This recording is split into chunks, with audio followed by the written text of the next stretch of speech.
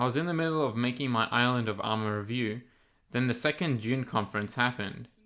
Then this happened. So this is just a quick overview on what's going on and some of the key problems on both sides, those being the Pokemon Company and the fanbase.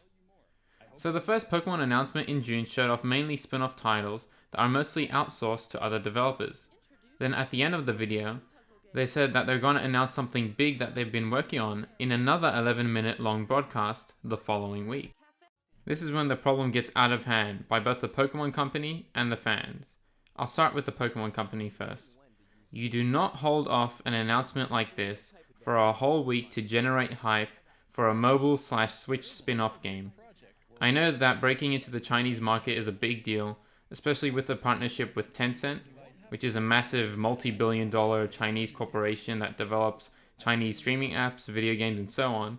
But still, slap this 11 minutes of advertising with the other spin-off announcements last week, and it would have blended in just fine. Now the community's problem.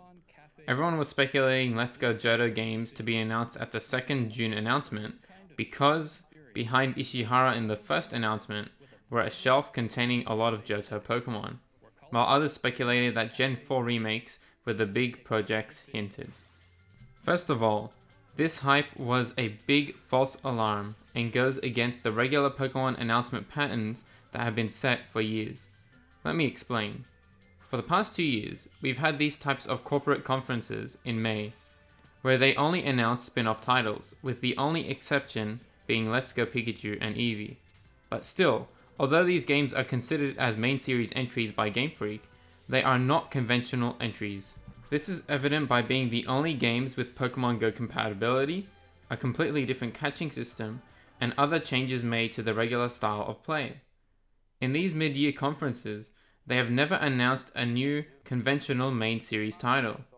And yes, the 2 June announcements this year are the same as the 30-minute long conferences we've been getting in May for the past 2 years, but just digital for obvious reasons, so they should be treated as such. So that rules out Sinnoh remakes, but you're probably thinking, okay, then Let's Go Johto remakes had the most probability. Well, not really. Although the last Let's Go games were announced in these conferences in 2018, unlike this year, we had no main series content confirmed for the release in 2018 before these conferences. But this year, in the January Pokemon Direct, the 2 Sword and Shield DLCs were the main series content announced for this entire year. So expecting anything else was not realistic. And on top of all that, the small hints we do have on the next main series titles found in Sword and Shield point to Gen 4 remakes. So let's remember to keep our expectations realistic.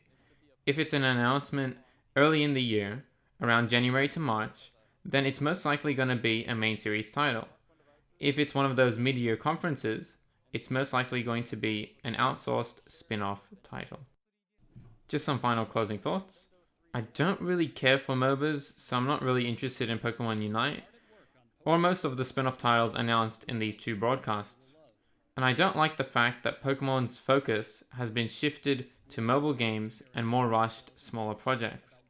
And please, don't get me wrong, I really appreciate the passion this community has for my favorite generation, Gen 4.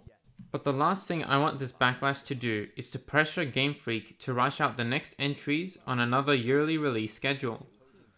These spin-off games allow Game Freak to take a year break from releasing the main series titles to hopefully produce a better, more polished product.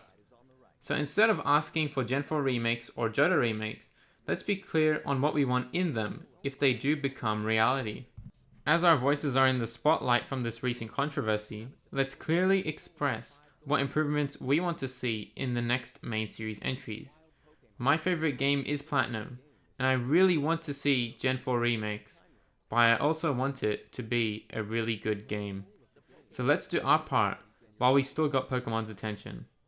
That's all I have to say. This has been the Hero of Sinnoh. Thanks for watching. Level 1. By defeating wild Pokemon in